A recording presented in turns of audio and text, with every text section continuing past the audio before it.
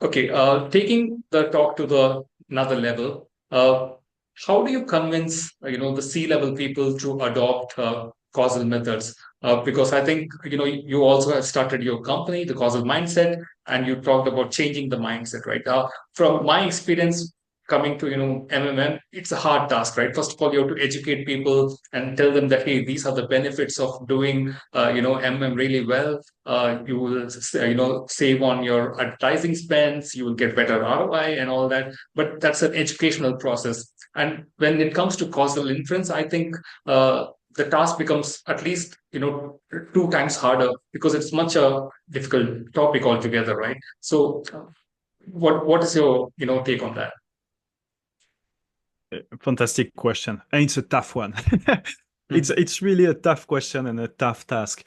So as I said earlier, it's really about finding the right pain point where people understand quickly, oh, here I need causality actually, and such that they click easily. The thing is, which I'm still puzzled about this actually, by doing this for years to thousands of people, it's how many people are puzzled by the term causal, and you need something that is causal. That's we need causality.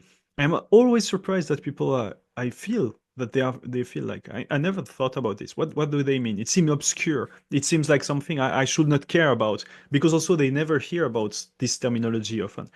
So one thing I often say is first I explain when a return on investment, which is something that C-suits usually care about.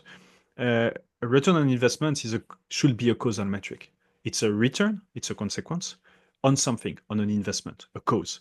So if you want to measure properly return on investment, you need causal inference. So usually I'll try to make something very simple, very direct, and tie it to ROI. It could be more specific like ROMI or ROAS, ROAS. That's one thing. Another entry point, because that's one of the main thing I'm communicating and doing these days, is helping about to use causal inference to measure AI impact. So basically, many companies are spending a lot on AI, and then there's kind of many unknowns about the business impact of this. And this again is something that often concern C-suits. So they're like, we know that we invested on this a bit by fear of missing out. And it will be great to know the return, but it seems that everybody is struggling to get the return and understand how to capture actually the impact of AI. It's very complex. And you're like, wait, but you have an entire field that exists. It's not from yesterday, for decades, that help you to answer the impact of something. If you want to measure the impact of something, you're talking about causality. It's a consequence of something. Impact evaluation is about causality.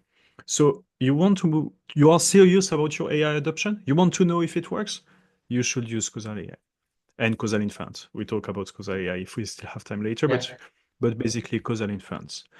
And these two are kind of the often the entry points. But it takes a while. I mean, that's why I always argue if I have to help a company, that I also talk to all the C-level and executive and do really a workshop to help entire workshop that you've seen parts of this to help them in a non-technical yet rigorous way to shift the mindset such that they can better communicate with their data team, it improves data literacy, and then if they understand the benefit, it's way easier to exchange with the data team because when they ask for funding, they understand why they need it, they can show the results. And I mean, that's also something Mateus Fakure said, I think, on the podcast with Alexander Molak. He said at some point, like, sometimes you even kind of don't really say causal. You just say, yeah, I'm going to, you keep the standard terminology about prediction because people will be puzzled and maybe even reluctant. So even sometimes you're not necessarily using this terminology because it might scare some people. But that's a different context. It was yeah.